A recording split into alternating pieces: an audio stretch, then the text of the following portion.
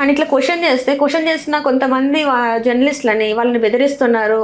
And కొంతమంది videos చేసి అక్కడ ఎక్కడైతే వాళ్ళకి అన్యాయం జరిగిందని అనిపించి అక్కడికి వెళ్ళి మాట్లాడిపిస్తే వాళ్ళ మీద యాక్షన్స్ తీసుకోమను, ఇదేంటి చంపేమను, ఎవడు భయపడరు.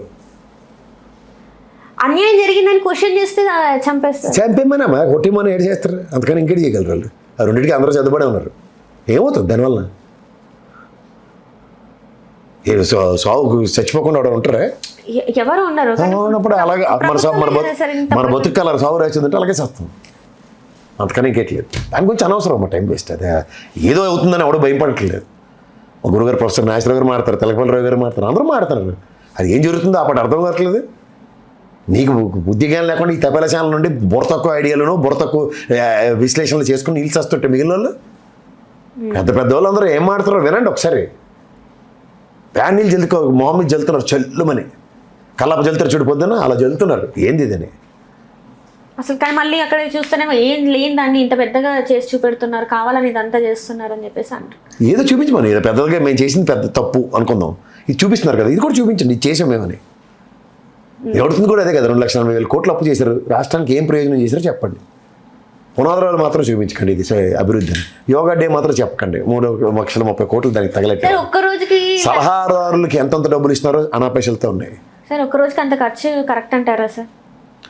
ఖర్చుకు రైటా రాంగా అన్న అడిగే స్థాయి నాది కాదమ్మా, నీది ఎంతకన్నా కాదు. మనం వదిలేయడమే, చూసి తరించడమే.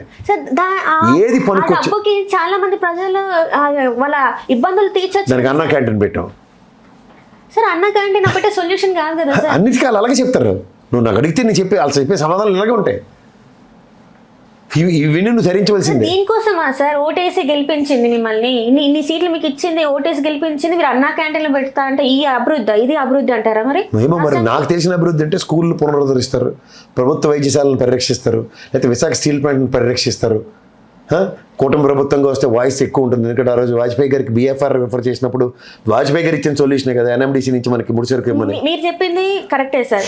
పోలవరం పరుగులు ఎట్టేస్తుందని. ఏది పోలవరం గురించి ఏమైనా విన్నావా? మర్చిపోయి మనం పోలవరం గురించి మర్చిపోయావా? మర్చిపోలే ముందు విషయం అది మర్చిపోయింది. అది వీళ్ళు గొప్ప ఈ తపేల ఛానల్ వీళ్ళకి చెవులు గొడ్డ పీరికలు చీరినోడు లేక మాట్లాడట్లేదు. విశాఖ గురించి ఎందుకు మాట్లాడట్లేదు సార్? అది ప్రైవేటీకరణ చెయ్యమని చెప్పితేనే కదా వాళ్ళందరూ ఓటేసింది. అదే మరి అదే కదా. ఉత్తరాంధ్ర ప్రజల్ని ఎలా మోసం చేశారో ఉంది, ఉభయ గోదావరి జిల్లాకు చెందిన పోలవరం ప్రజల్ని ఎలా మోసం చేశారో ఇది ఉంది. రాయలసీమలో ఉక్కు కర్మలు మన అదృష్టంగా ఇంకోసారి పునాదర వేయలేదు అక్కడికి వెళ్ళి. ఈ ప్రభుత్వం రాగానే ఫస్ట్ చేసే పని అదే. విశాఖ ఆంధ్రలో హక్కు, విశాఖ హక్కుని అమ్మేసి రాయలసీమలో ఉక్కు పరిశ్రమ తీసుకొస్తున్న చంద్రబాబు నాయుడు గారిని ఎలివేషన్లు ఇచ్చిందరు. మనం ఏమైనా తరించాలి. అసలుకి అన్ని ప్రాబ్లమ్స్ ఉన్నాయి, వాటిని రెక్టిఫై చేయకుండా ప్రైవేటీకరణ చేస్తాను. అది ప్రైవేటీకరణ చేయాల్సిన అవసరం. పక్క రాష్ట్రాలు చూశారు కదా సార్, కొన్ని రాష్ట్రాలు కేంద్రంతో పోరాడి అందరూ అఖిలపక్షంగా ఏర్పడి కేంద్రంతో పోరాడి దాన్ని చేసుకున్నారు కదా సార్. మరి వీళ్ళు ఎందుకు చేయలేకపోతున్నారు? దేనికైనా ఇంగ్లీష్ భాష చాలా ఇంపార్టెంట్. ఇంగ్లీష్, హిందీ ఆ రెండు రావు మన వాళ్ళకి. అది చెప్పిన తోటి ఇక్కడికి అర్థమయ్యే తోటి. అదేంటంటే వాడు ఏం చెప్పాడంటే ఆయుష్మాన్ భారత్కి సంబంధించిన నియోజకవర్గానికి ఒక హాస్పిటల్ పెడతాం, నియోజకవర్గానికి ఒక హాస్పిటల్ పెట్టామంటే దానికి సంబంధించింది PPP విధానంలో చేయండి అంటే ఇప్పుడు దాన్ని PPP విధానం చేసేస్తామని చెప్పి వీళ్ళకి అర్థమైంది. ఇలా తెంగరబుచ్చి మేళానికి మనం ఏంటి చేస్తాం? మంత కాదు అది. వాళ్ళు ఏ గజెట్లు చూపించినా, ఏ సర్క్యులర్ చూపించినా వాళ్ళు నమ్మరు. ఎందుకంటే వీళ్ళకి అర్థమైంది ఒకటి, వీళ్ళది అదే బాపతు. నువ్వు జర్నలిజం అనుకో, నువ్వు చదువుకుంటే జర్నలిజం విలువలు, విశ్వసనీయత కట్టుబడి ఉంటావు. ఇదంతా కుల ప్రాతిపదికన ఇచ్చిన జర్నలిజం డిగ్రీలు కదా. అట్లా తప్పు అంటున్నారు కదా సార్ ఇప్పుడు. అందుకని వాళ్ళు తప్పు అన్నది మనం రైట్ అనాలా, రైట్ అన్నది తప్పు అనాలా ప్రజలు నిర్ణయిస్తారు. ఓపిక పట్టాలి దానికి. రాత్రి అద్భుతాలు జరిగిపో. ఒక క్వశ్చన్ అడిగితే తప్పు అంటున్నారు, అట్లెట్లా సపోర్ట్ చేస్తావు అని చెప్పేసి మాట్లాడుతున్నారు. నాకైతే డైరెక్ట్ మెసేజ్ చేస్తున్నారు. సీరియస్గా చెప్తున్నాను సార్, ఈ విషయం ఏంటంటే ఇలా జరిగిందంటే నీకేం తెలుసు, నువ్వు ఉన్నావా, నువ్వు చూసావా అని చెప్పేసి నన్ను క్వశ్చన్ చేస్తున్నాను. ఇంకేం చెప్పాలి సార్? నువ్వు సమాధానం చెప్పగలిగితే వీడియోలో చెప్పు, విత్ ఎవిడెన్సెస్ చూపించు. కనబడుతుంది కదా సార్, నేను చూపెట్టాల్సిన అవసరం కూడా లేదు కదా సార్. అక్కడ ఏం జరిగింది నీకు మళ్ళీ చెప్తున్నాను. నేను పట్టిన కుందేలికి 3 కాళ్ళు అన్న బ్యాచ్ వాళ్ళు 4వ కాలు కనబడినా ఒప్పుకోరాళ్ళు. దానికి రితిక్ రోషన్ గౌరవేలు కథ చెప్తారు గతంలో చెప్పినట్టు. అలాంటి వాళ్ళతో నీకు అనవసరం. నీ దగ్గర ఎవిడెన్సెస్ ఉంటే ఇలా పెట్టి మాట్లాడు. కనబడుతుంది కదా సార్. ఇప్పుడు మీరు చెప్పారు అమరావతిలో నీళ్లు తోడేయడానికి ఇన్ని ఖర్చు అవుతుంది. అసలు అదే కదా ఫస్ట్ నుంచి మొత్తుకుంది. అది పంట భూమి, పక్కన నీళ్ళ ప్రవాహం ఉంది, మునిగిపోతుంది అని చెప్తున్నా కూడా వినకుండా నేను అక్కడే కడతానంటే మరి ఇంకా అది ఎప్పుడు కడతారు? భావితరాలకు ఎప్పుడు చూపెడతారు? 40 సంవత్సరాలకు చూపెడతారా, 50 సంవత్సరాలకు చూపెడతారా? అలా చెప్తారండి. వాళ్ళు చెప్పినవన్నీ నువ్వు వింటూ ఉండడమే. నీకు ఒప్పుకుంటే దాని గురించి కాంట్రడిక్ట్ చేసి వీడియోలు చేయడమే. వాళ్ళు ఏం తిట్టినా భరించవలసిందే, వాళ్ళు కొట్టినా భరించవలసిందే, జైల్లో పెట్టినా భరించవలసిందే.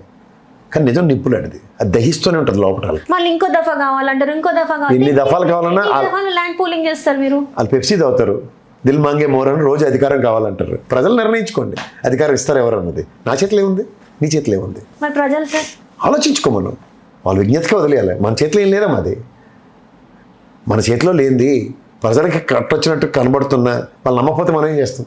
ఇప్పుడు నేను అనవసరం రాజమండ్రిలో మెడికల్ కాలేజ్ కట్టారో లేదా వాళ్ళకి తెలీదా, విజయనగరంలో కట్టారో లేదా తెలీదా, కడపలో కట్టారో లేదా వాళ్ళకి తెలీదా, పులివెందుల్లో కట్టారో లేదా తెలీదా, ఇలాంటివన్నీ కళ్ళ ముందు సాధారణంగా కనబడుతుంటే మార్కాపురంలో మెడికల్ కాలేజ్ కడుతున్నారో తెలీదా, కర్నూలు తెలీదా, మిర్యాల కూడా తెలీదా? ఇవన్నీ ఏమో ఇది కాలేజో లేకపోతే భారతమ్మ కట్టుతున్న ఇల్లు అర్థం కావట్లేదు అని జడ్డి విధాల్లో మాట్లాడితే మనం ఏం చేస్తాం?